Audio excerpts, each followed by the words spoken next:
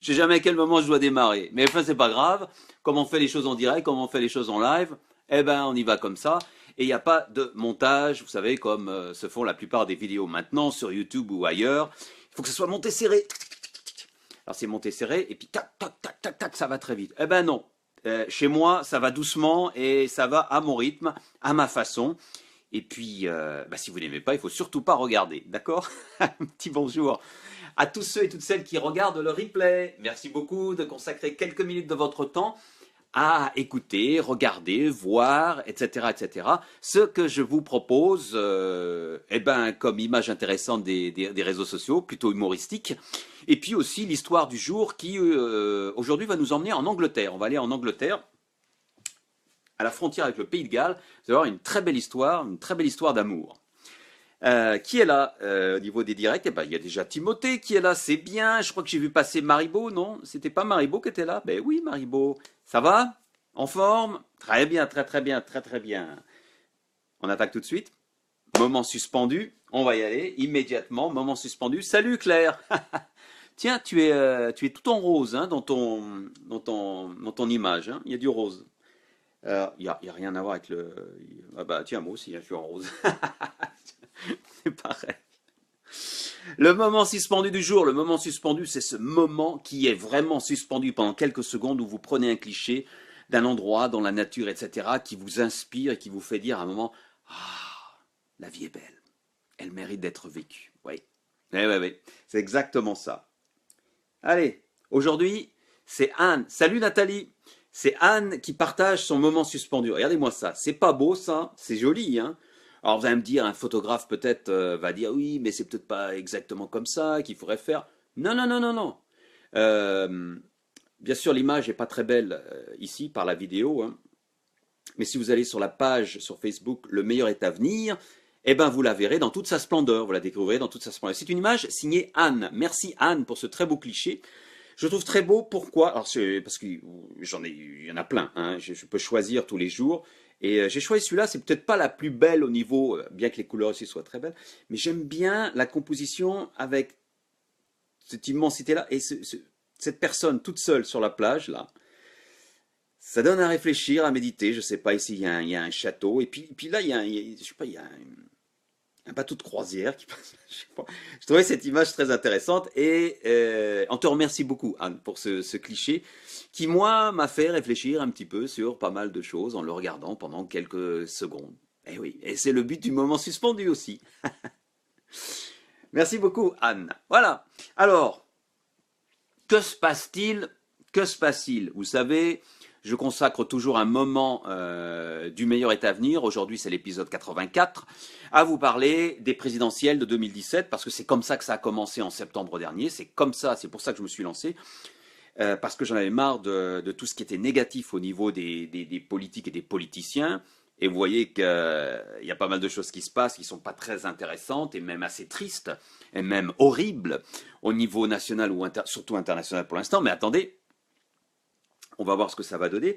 Et je vous avais dit que je vous dirais pour qui je vote. Hein. Je continue toujours dans mon parcours. Donc j'espère que vous avez la possibilité de voter. Et je vous ai toujours dit qu'avant, je ne voulais pas voter. Je voulais bon, rien à faire de toute façon. Et j'ai changé d'avis. Est-ce que ça a coupé? Il faut que vous... Salut Séverine. Salut Patrick. Est-ce que vous pouvez me dire si ça a coupé là? Est-ce que quelqu'un peut me dire parce que... Là, c'est la première fois que ça m'arrive. Hein. J'ai oublié de me mettre en mode avion. Donc, j'ai reçu un appel téléphonique. Et donc, je ne sais pas du tout si vous êtes en train de me suivre ou si vous m'avez suivi ou si ça a coupé. Oui, ça a coupé, me dit Nathalie. Désolé. Alors, j'explique. Ce qui s'est passé, c'est qu'il y a eu un appel téléphonique. Et salut Yona. Et donc, va vraiment falloir que je coupe les appels téléphoniques hein, pour pas être dérangé. Parce que là, c'est la première fois que ça m'arrive. Vous voyez comme quoi je ne reçois pas trop de coups de téléphone. Entre 17h30 et 18h. De toute façon, je ne reçois pas beaucoup. J'aime pas trop. Et donc, il faut que je coupe ça pour pas que le direct soit coupé. Qu'est-ce que je vous racontais? J'en étais toujours à mon idée de vote. Je vous avais dit qu'avant, je pensais voter blanc. Et puis finalement, je suis revenu sur cette idée en septembre, juste septembre-octobre, au moment où je commençais ces directs. Et en me disant que, à la place de voter pour quelqu'un, j'allais voter pour quelque chose. J'allais voter pour une action. Et moi, la seule action qui me paraît intéressante maintenant, quel que soit le programme, c'est de changer de république. C'est de changer la forme de la République. C'est-à-dire la façon dont est organisée la Ve République, la façon dont on élit un président, bon bah c'est clair, hein, ça sert à rien, ça sert strictement à rien. Ils font ce qu'ils veulent, etc. Les politiciens font ce qu'ils veulent, donc il y a rien du tout. Salut Manon. Et moi je me dis qu'en passant à une 6e République, il va y avoir une constituante et ils vont changer les lois. Ça va être plus participatif, c'est le but.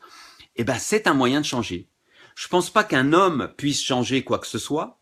Vous voyez, que ce soit Macron ou qui d'autre. Parce que maintenant, c'est clair, hein, y a moins de monde. Hein. Ça s'éclaircit, là. Ah, il y a moins de monde maintenant. Hein. Et d'ailleurs, on va en parler. Tiens, il y a moins de monde. Ah, j'en ai quelques-unes sympathiques à vous proposer. Il y a moins de monde maintenant. Il y a beaucoup moins de monde. Et donc, moi, je veux voter pour une action. Mais, disons-le, il y a moins de monde. Le chien de François Fillon aurait été rémunéré 2000 € par mois pour l'accompagner dans tous ses déplacements. Emploi fictif ou pas? Ouf. Je vais vous dire, les réseaux sociaux s'en donnent à cœur joie sur Fillon. Vraiment, vraiment, vraiment, vraiment, vraiment. Là, on s'en donne à cœur joie. Il y en a plein. Je vous propose celle-là aussi.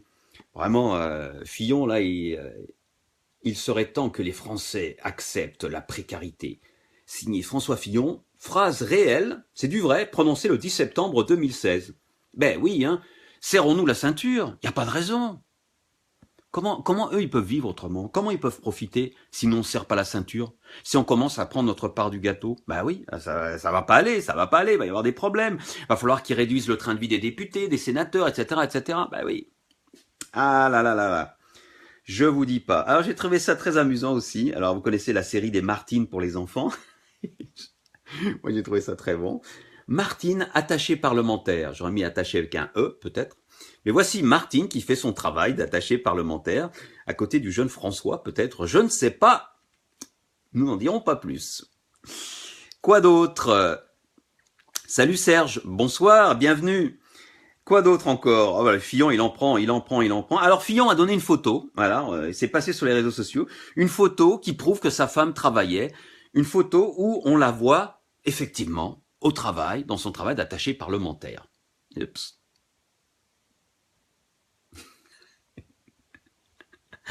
Ah, c'est excellent. Ah, c'est pas du Photoshop chez Fillon, hein. Fillon, Photoshop, on connaît pas. Hein. Fillon qui m'a l'air, pour un gars qui veut être président, mais ça... Je sais pas comment il communique, je sais pas ce qu'il fait, ce qu'il pense, mais à dégager. Voilà, c'est comme Valls, comme les autres, à dégager. Et c'est bien parce que si vous notez, regardez, il y a toute une génération qui est en train de se faire virer. Ça a commencé avec qui? Avec Copé, avec Juppé, le jeune Alain, le septuagénaire. Vous voyez, ils partent tous, ils se font tous éliminer. Il y a quelque chose qui est en train de se passer. Et ces primaires sont bonnes pour ça. Ceux qui vont participer, c'est un peu, on peut pas dire que ce soit tous d'une nouvelle génération, mais bon, ça bouge un peu. Bon, on verra si c'est pour le pire ou pour le meilleur. Ah, j'ai trouvé celle-là pas mal. Vous connaissez le logo de la manif pour tous? Ben voilà. L'emploi fictif pour tous. Avec Sourcil Broussailleux et sa famille. Mais pourquoi pas? Mais pourquoi pas? Et puis celle-là, elle va pas plaire à tout le monde, je suis désolé, mais j'ai pas pu m'empêcher. Je la trouve très belle. Enfin, je la trouve très belle. Je la trouve très réaliste. Alors, attendez, j'ai des annonces là, j'arrive pas à voir. Salut Jeanne, tu vas bien? Eh oui. Alors, qui sont ces personnes? Eh ben, ce sont des employés fictifs qui rencontrent, excusez-moi, un leader fictif. Je suis athée, donc... Eh oui. Non mais l'air de rien. Quand on se dit chrétien, je sais pas qu'est-ce qu'il dit en confession, Fillon. Qu'est-ce qu'il raconte en confession depuis toutes ces années? Est-ce que vous avez péché? Non, je n'ai pas péché. Je sais pas. Enfin bon. Ça se passe comme ça chez McDonald's et ailleurs. Voilà, c'est tout pour Fillon. On va arrêter là, hein, ça suffit. Sinon, j'en avais une sur Valls. Alors Valls, c'était pas mal. C'est Catherine qui l'a partagé. J'ai trouvé ça bien. Voilà, Catherine. Hamon est en tête, et ça c'est Valls. Putain, on va devenir de gauche. Non, on va pas devenir de gauche quand même. Ah, ça l'énerve. Hein. Voilà. Et à propos de ça, alors je sais pas si vous l'avez vu circuler sur les réseaux sociaux, une simple photo datant de 1993. Regardez cette photo. Je ne suis pas athée, je suis au café. Je prends quand même que pour ce salaire, j'irai faire acte de présence. Bah oui, Nathalie, dis donc. Hein. Quand même. Et puis il y a une bonne cafette, il y a un bon resto à l'Assemblée. Regardez cette photo. Alors c'est surtout pour ceux qui sont français qui les connaissent. Hein. Je ne sais pas si les Québécoises et les Québécois et ceux qui sont dans d'autres pays vont reconnaître. Voilà, c'est une photo qui date de 1993. Et c'est Michel Rocard, ancien Premier ministre, vous voyez au centre, qui, avec son équipe, alors qu'il va diriger le Parti socialiste. Et qui voit-on? Ah mais regardez, ils sont tous jeunes. Vous avez peut-être vu la photo sur les réseaux sociaux. Là, c'est Benoît Hamon, tout jeune, pas de cravate, parce qu'il est devenu le président du mouvement des jeunes socialistes, qu'il va relancer, etc. Donc bien sûr, coupe en brosse, là, cool, yeah. Là, c'est Cambadélis, hein, je vous dis même pas, là, c'est Mélenchon, regardez, le jeune Mélenchon, qui faisait partie de l'équipe de Rocard. Là, derrière, c'est Moscovici. Là, c'est Bartolone, qui est, je crois, président de l'Assemblée nationale en ce moment, qui a perdu au régional.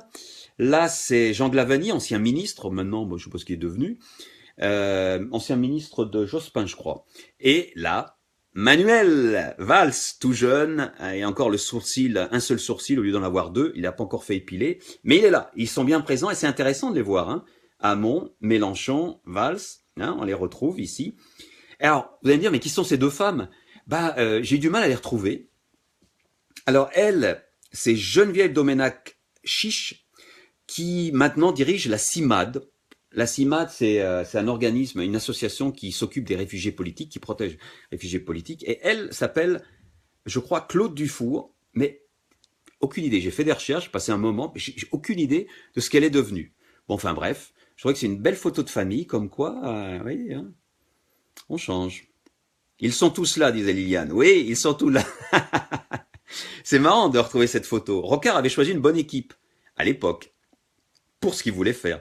Quoique, si je me souviens bien, c'était mal passé hein, pour Rocard. Hein. Il avait été forcé à la démission par... Je crois que Mitterrand voulait pas, parce qu'il voulait relancer une nouvelle gauche. Oui, Rocard voulait, c'est ça, ouais, c'était pas la deuxième gauche, où il voulait relancer la gauche. Et puis finalement, c'est mal passé. Mitterrand lui a coupé l'herbe sur le pied avec... c'était avec Jospin et Emmanueli ou un truc comme ça. Mais enfin bref, voilà. Bon. Mais c'est une photo qui est intéressante, hein. On revoit, et ça nous permet de voir le parcours de toutes ces personnes et ce qu'elles deviennent. Donc je vous ai pas dit pour qui j'allais voter. Je suis pas décidé, mais je vous le dis encore, ça sera pour une action, et sans doute celui ou celle, quel que soit son bord, ce sera pour celui ou celle qui promettra de passer de la 5e à la 6e République. Et pour l'instant, il n'y en a que deux, si je ne me trompe pas, qui disent ça. Il y a Mélenchon et Hamon. Donc je ne vote pas pour des personnes, mais je vote pour une action. Changer, nous sortir de cette 5e République sclérosée qui nous bloque et qui bloque tout le monde. Salut Nicolas, salut Alice. Ah il y a du monde là, attendez, oh là, j'ai pas eu le temps de voir. Salut, pour une fois que je tombe pile au bon moment, je crois. Oui, sois la bienvenue Alice. Bonne chance pour ton nouveau bouquin. Ouais, bonne chance. Et voilà, donc je trouvais que la photo était assez sympa. Allez, Ah, celle-là a été partagée par Karine, Cricrine. Karine, alors celle-là, rien à voir avec la politique, on sort de la politique. Attendez. Accrochez-vous, vous êtes prêts? Allez, on y va, je commence par le bas. Des fois, tout ce qu'une femme désire, c'est qu'un homme la jette sauvagement sur un lit et, à votre avis, et qu'il nettoie la maison pendant qu'elle fait la sieste.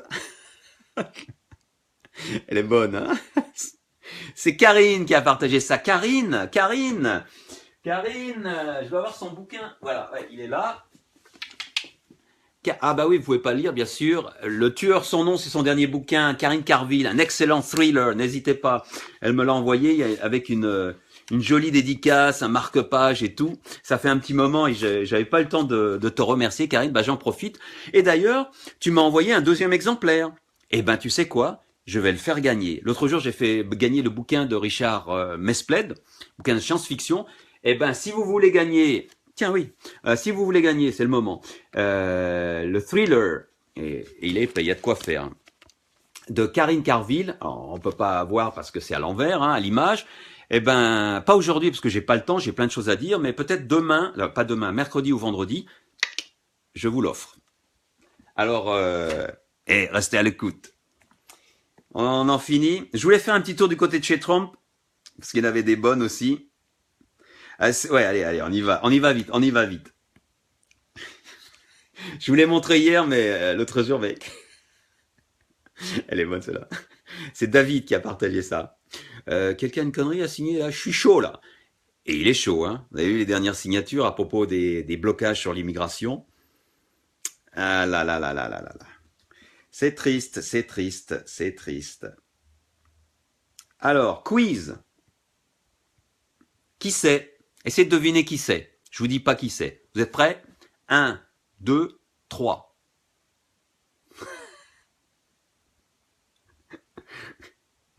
Vous avez deviné? Ah là là là là. C'est catastrophique du côté des États-Unis. Comment ils vont s'en débarrasser, je sais pas. Je peux pas croire qu'il va rester jusqu'au bout. Enfin, c'est possible. Bon, enfin, on verra. Voilà.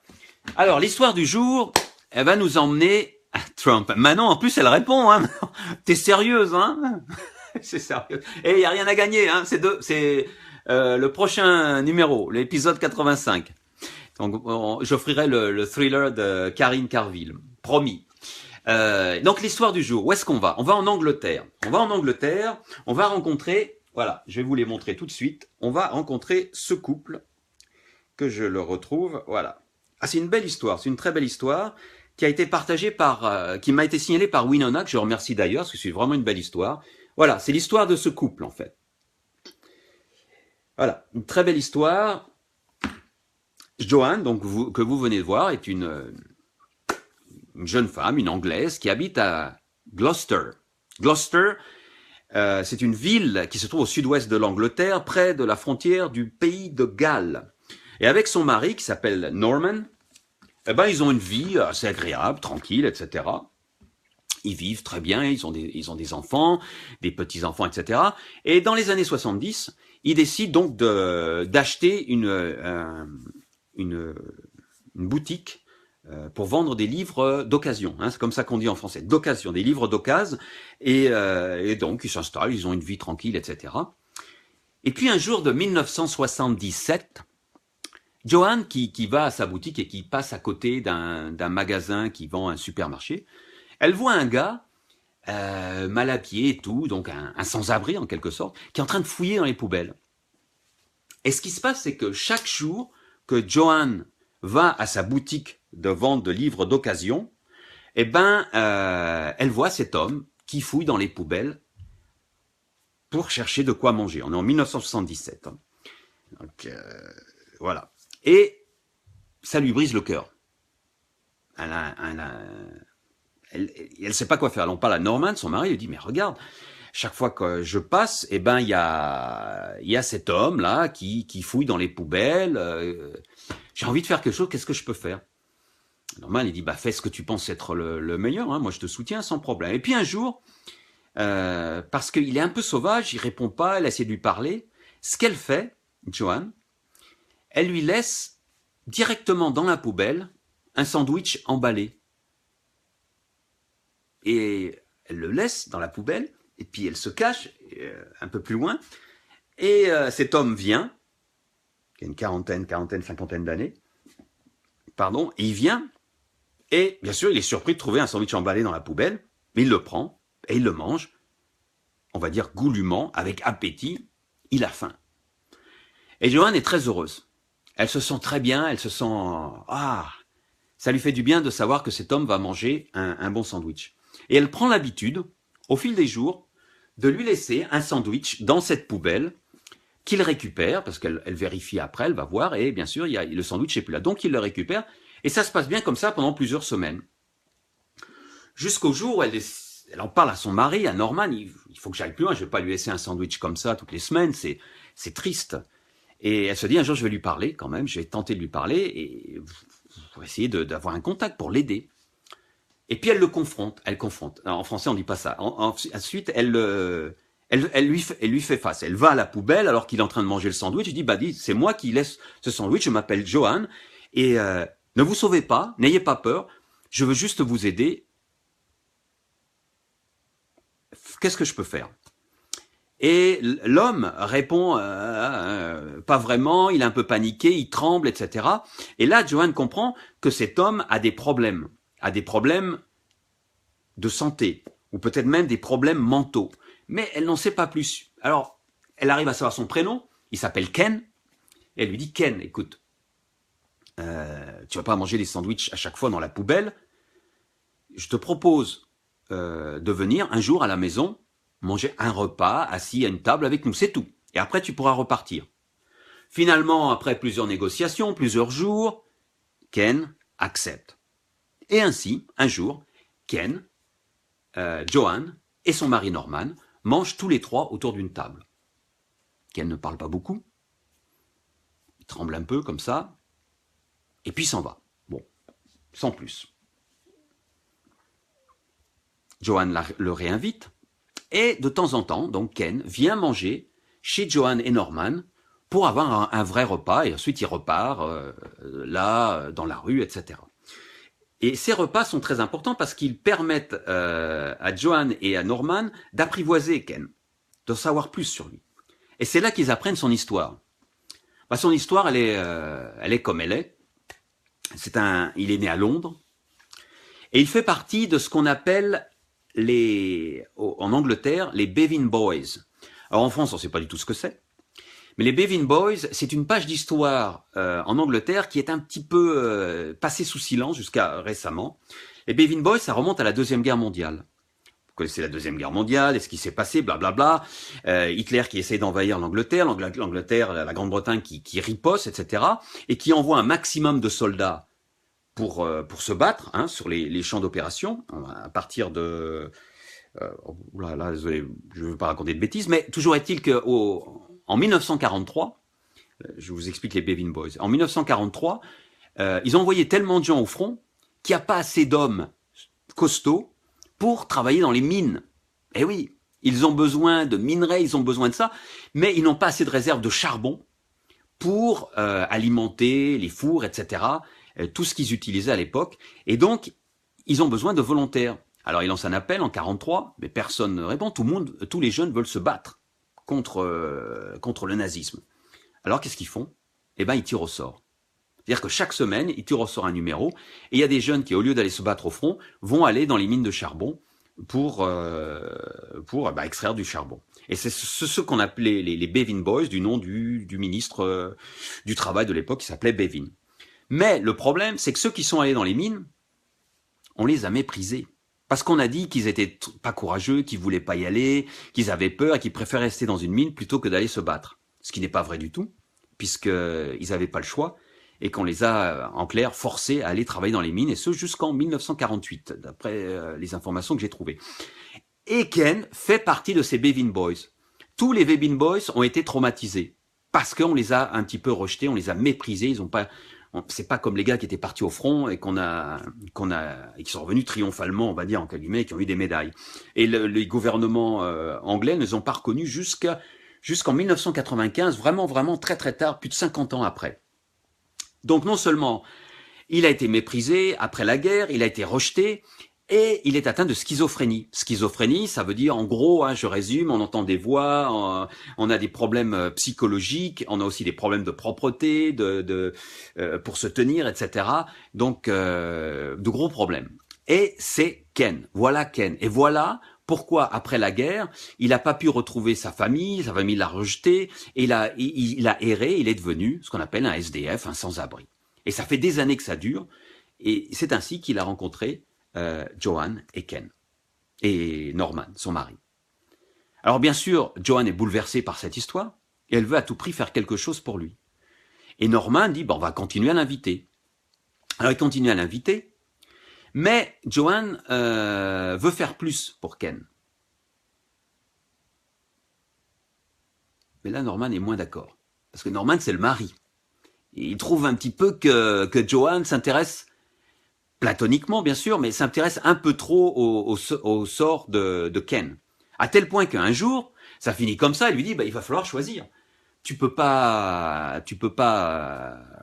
toujours rester avec lui et tu t'occupes presque plus de la maison, etc. Ça devient difficile. Quant à la boutique, personne s'en occupe. Et donc, elle hésite un petit peu, etc. Et finalement, elle reste avec Norman, mais tout en allant un peu plus souvent voir Ken. Donc, c'est assez compliqué. Et puis, la solution arrive, malheureusement. Norman décède. On est en 1983 à ce moment-là. Et donc, Norman décède. Et Joanne se retrouve veuve. Et à ce moment-là, décide de s'occuper beaucoup plus de Ken. Alors, elle va l'aider. Elle va l'accompagner chez les psychologistes, les psychologues, pardon. Français-anglais, c'est les psychologues. Elle va l'aider dans ses traitements. Elle va lui redonner une santé, doucher, etc. Elle va vraiment s'occuper de lui comme si c'était son mari, en fait. Mais dans une relation platonique, tout simplement. Et les années vont passer ainsi, tranquillement.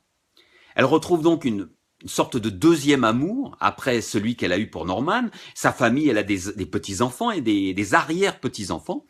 Mais Ken fait maintenant partie de la famille. Jusqu'au jour où Ken, donc là on se rapproche beaucoup plus de notre période, doit aller en maison de retraite parce que ses traitements sont trop lourds et ça devient difficile pour lui de rester à la maison. Il faut qu'il soit aidé et donc il va en maison de retraite.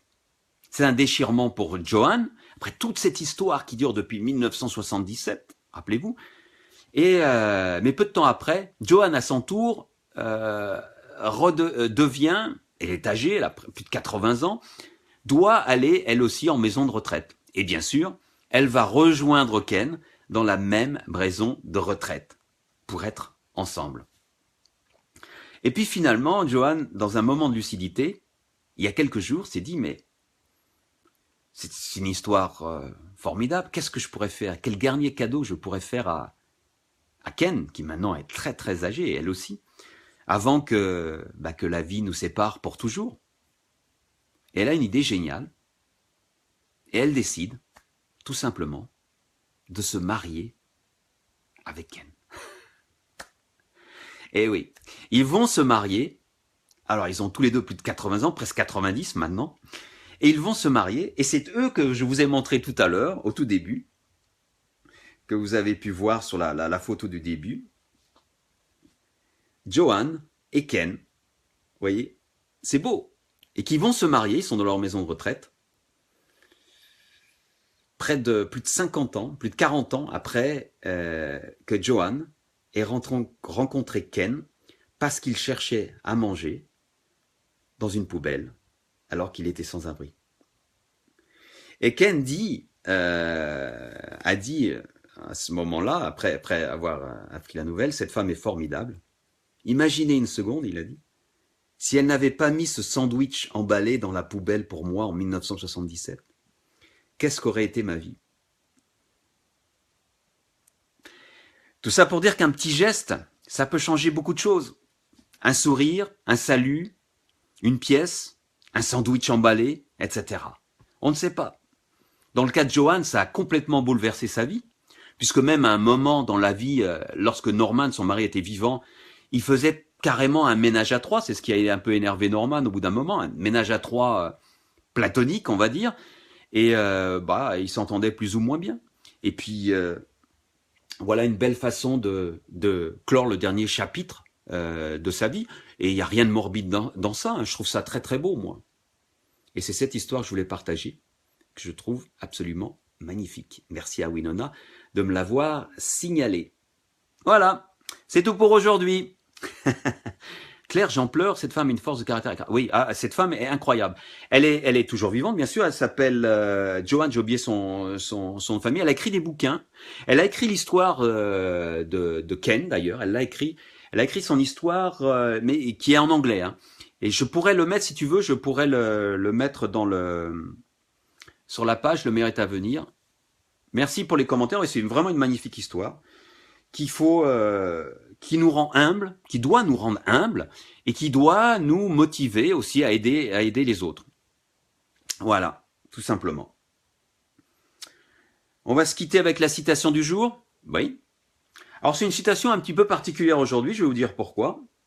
Parce que, alors moi je suis pas du tout Miss France, Miss Monde, Miss Univers. Hein. J'ai appris que la Miss France l'année dernière, celle qui vient d'être élue, était Miss Guyane.